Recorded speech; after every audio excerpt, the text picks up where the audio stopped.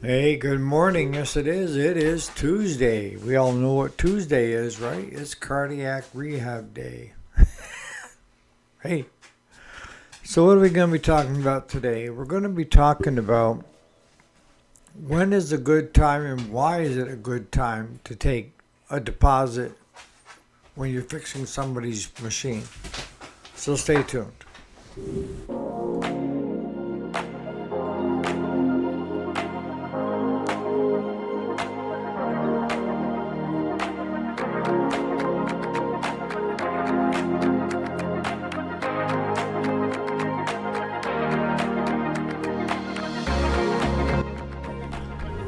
Alrighty, welcome back to the channel. My name is Eric, and yes, this is the weekday, Monday through Friday. Today is Tuesday, April 15th. So, what are we talking about today? This is going to be a group effort because I probably should do it more often than I do. That is, when is it a good time to ask for a deposit when you're doing repairs on somebody's machine? I'm probably a bad one to ask about that because I hardly ever take a deposit. And have we been burnt by not taking a deposit? Yeah. And what do I mean by burnt? I mean that you still have the unit, but now you got money tied up in it. And you got to give the customer some time to come up with the money to get their machine back, right? So that's going to tie you up a couple more months of just kind of waiting it out.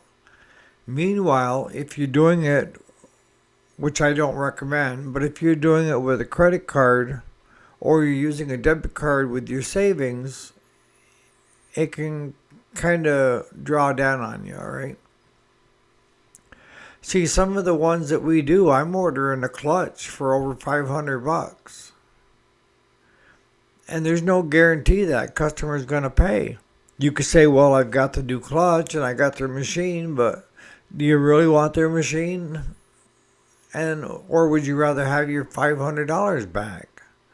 Preferably with me, I'd rather have my money back so I can put it back into my working capital. And that's exactly what it is. I very rarely, when a customer drops off a machine, I very rarely ask for so much money up front. It's usually, no, wait until the end, and when we get done, I'll give you the bill. I know that other shops do it because I've had new customers ask if I need a deposit down on the unit. And that kind of tells me, did you have problems in the past where a shop wanted the money and was only going to do it if you put a deposit down now? Sometimes that's a tell, as they have in poker. People have a flinch or this or that kind of comes ahead of them. So today we'll talk about the times that you should, all right? And again, you guys that are running shops, feel free to comment on this because you probably have more experience in it than I do. Because 99.9% of my customers, when they bring a unit to me, I don't ask for a deposit. But I should. I figure that it takes away from the shop having the ability to financially do the things on the customer's machine versus saying we need the money to buy the parts first. Hey, a friend of mine has auto repair business where he works on trucks and cars and stuff like that, and he tells me, he said, Eric, you got to get a deposit or you may end up getting stuck with the machine or the vehicle.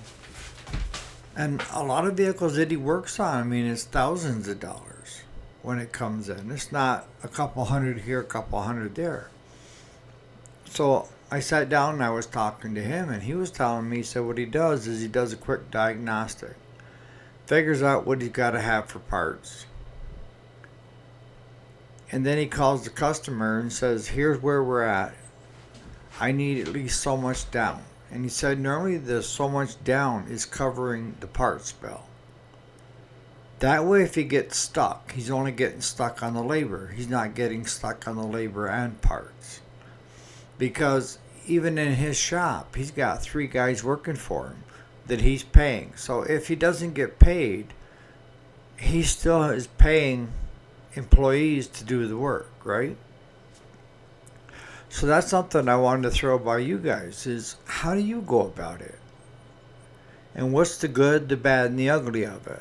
I understand the concept of at least getting the parts as a down payment or up front before you start doing the work. That way you don't have your own monies per se out. And maybe I'm looking at it wrong. Because I feel that in order to be a legitimate shop, you have to be able to have the working capital to step out and buy those parts and also pay your employees to get the work done and completed without having to ask somebody to ante up. I mean, I totally get it if you have customers that you've had problems with in the past or you've heard through the grapevine. That's why I say, it's good to become friends with the other shops in the area. Don't become arch enemies, become friends. And pass the information around freely of your dealings with a certain individual. So you're warning the other ones and they're warning you. This is what could happen. Now, I'm totally okay when it comes to something like that. The customer's got a history of stiffing people. And that's the other thing that you have to take into consideration too these days. And that is, do you let the machine go before it's paid for? It's a good question. And I get asked that a lot. And I'll be honest with you, most often than not, I let the machine go unless it's a 1, new customer, or 2, a customer that has a history of not paying you. I have a lot of customers that I just take, do the work on it, take it back, and we put it in a Ziploc bag and put the key through the bag and put the key back in the mower. And within a week or 2, I've got a check from them paying the bill in full. And that's the way I've always done business. You're going to say, well, if you do business like that, Eric, you're going to get burnt once in a while. And I do. I absolutely do. And Claude gets pissed at me because he says you're too trusting of people. I treat people the way I would hope to be treated. And that's with dignity anyways. Now, are there a few of our older customers that I know don't have the money? That I do their work on their machines every year? As pro bono? Yes. Absolutely. But that's because I choose to. It's all up to you and your shop of how you want to run it. But when I approach the subject of collecting monies up front, I just feel like it says that the business isn't solvent enough, that you don't have the money to order those parts. See, that's the question that comes in my head, not is the customer going to pay me? Is the shop doing well enough that they can afford to buy those parts and do the labor and then just submit me the one bill? Because if they can't, do I really want my unit at their shop? Now, I would if they had a reputation of doing excellent work. And I would just chalk it up to, well, it's just part of them doing business, right? But if I don't have a good history with them, or I haven't dealt with them before is a better word for it, having them ask me for so much money up front would kind of put me on my heels instead of my toes. Because I would be asking, if they were so good at what they do, why are they asking for money up front? Just do the work and I'll pay you at the end. And I'm one of those customers that you love having because I don't like owing anybody anything. So I'm quick to pay. If you tell me that the unit is done, I'll be there within an hour or 2 to pay you and pick it up. Or pay you and have you drop it off. or pay you over the phone if I can't get away.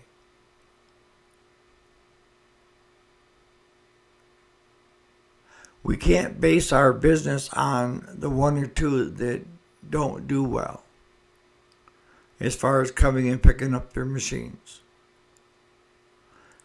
If it's a new customer and it's an unknown, I could understand it to a certain point. But if I were your new customer and you were asking me for money up front, I would start rethinking whether I should have brought it to you in the first place. That if you got enough work that you're doing and making money at it, you should have the money to buy the parts and have it put in. What are your thoughts on it?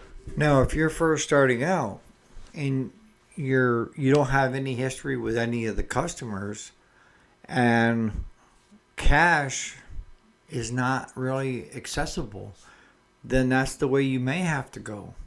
Especially if you're a one-man band, that you don't have the equity and you don't have the working capital to step out and buy the parts. And just that one job could sink you, right? If you had that money out and the customer didn't pay or didn't pay you for months, yeah, that could put your business in jeopardy. So if you were asking me, because you're just starting out with a brand new small engine repair shop, how should you do it?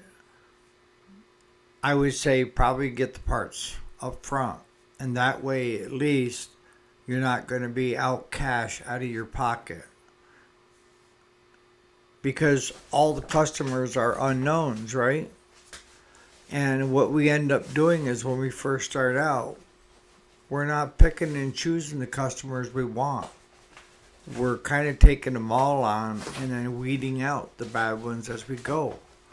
And if you don't ask for money up front for at least the parts, during that weeding out process, you're going to have a higher number per 10 customers that aren't that great versus someone that's been in the business quite a long time that has a regular customer base, knows the good customers, and pretty good idea who the bad customers are.